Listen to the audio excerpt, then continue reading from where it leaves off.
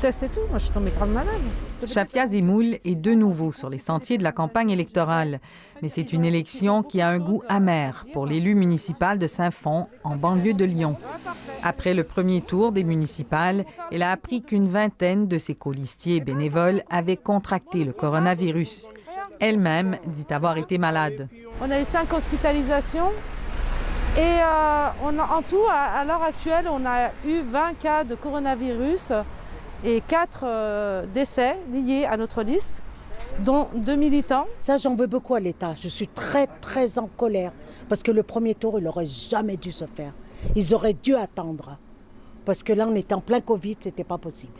Rachida, une bénévole, a dû être hospitalisée pendant une dizaine de jours et souffre toujours de douleurs aux jambes et aux articulations.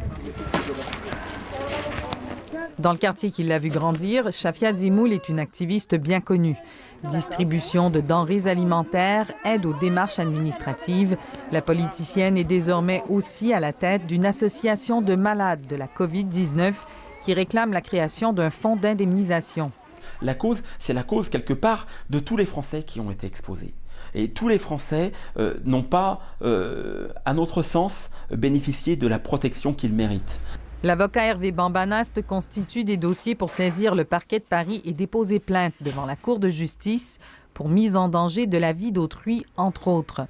Il représente une vingtaine de victimes aujourd'hui et les demandes continuent d'arriver sur son bureau. Savoir comment et pourquoi ils ont été contaminés, parce que peut-être qu'il n'y avait pas assez de masques, c'est le premier point, et que si des fautes ont été commises, eh bien qu'ils soient reconnus comme victimes. Ces recours de citoyens s'ajoutent à une longue liste de plaintes qui seront examinées par les tribunaux dans les mois et les années à venir. À voter. Le premier tour des municipales a été marqué par une abstention massive. La liste qui est menée par Chafia Zemoul était à leur arrivée en 4e place. Suffisamment pour passer au deuxième tour du scrutin qui se tiendra le 28 juin prochain. Je crois que je vais avoir très peur. Je crois que je vais me mettre à distance, je ne vais pas vouloir qu'on m'approche. Je vais avoir très peur. Mais elle tiendra quand même un bureau de vote, dit-elle. C'est son devoir. Ici Marie-Ève Bédard, Radio-Canada, Saint-Fond, en banlieue de Lyon.